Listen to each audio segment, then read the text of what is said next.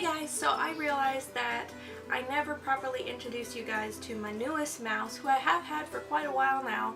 I never told you guys her name or her story. She's in here. I'm trying to get them both out. They're both in here. Hello. It's like you're talking about me? So I have had her since the beginning of April. When I got her, she was 8 or 9 months old. So she's over 1 year now. Pyrrha is also over 1 year. So first things first, her name is Leto. Where'd you go? Leto is a Greek character from Greek mythology.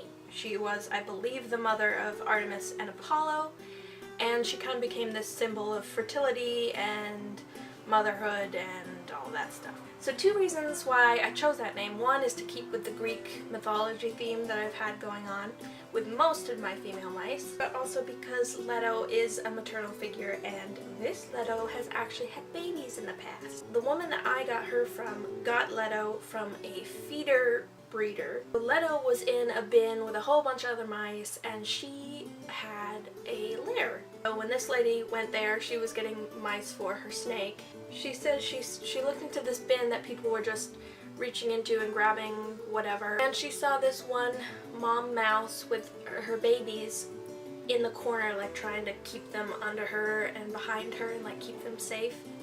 And she said it was just so sweet, and she felt so bad that this little one was in the situation, and she said, so I decided to grab her and all of her babies and keep them as pets. So she was kept with her litter at this woman's house, and I think when the babies grew up, the lady rehomed them. And then it was confusing because she said she kept Leto with a male mouse in this like 10-15 gallon tank, and I don't understand if that was maybe Leto's son or if she got another mouse somewhere, but it didn't sound like they made any babies, which is amazing. And she did okay keeping her. She made a homemade mix which had some good things in it, but it was mainly sunflower seeds, which, if you don't know, are very fattening for mice. They're very good for them, but they're very fattening, so they should only have them in small quantities, and this was the main bulk of her food. I think maybe the male mouse died or something, because for a long time she said that Leto was living alone. The lady was moving and she had to rehome a bunch of her pets. Leto was on pine bedding, like pine shavings. Wood shavings are not safe for mice. Cedar and pine are both toxic for mice. And something that can develop is pine poisoning when they're on pine bedding, and that just means being around it and in it. But what I noticed with her was that she was very pink around her head because she had lost a lot of fur around her face. And her eyes, you could tell, were kind of irritated. Like they weren't discharging yet, but they were just kind of squinty. She's falling asleep. Right away I thought this is probably the bedding, and sure enough, after a few weeks of being on a better diet and not being around any type of wood, it was incredible how fast it cleared up. She was suddenly wide-eyed, she had more energy, her fur came back, the fur that was already there was silkier, and she just looks gorgeous right now.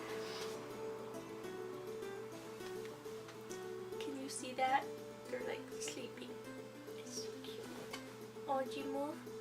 That was so cute, though. Yeah, so that's Leto's story. I was really concerned that she might get sicker or anything, because when pine poisoning gets to a certain level, it kills them, and it's really awful. But luckily I think I got her just in time. She's very nervous with humans. She'll let me hold her like that, but her ears go back because she's not comfortable. She's a bit timid around people, but she's still super curious. Please leave a thumbs up. Please subscribe if you aren't already. I will see you in my next video. Bye!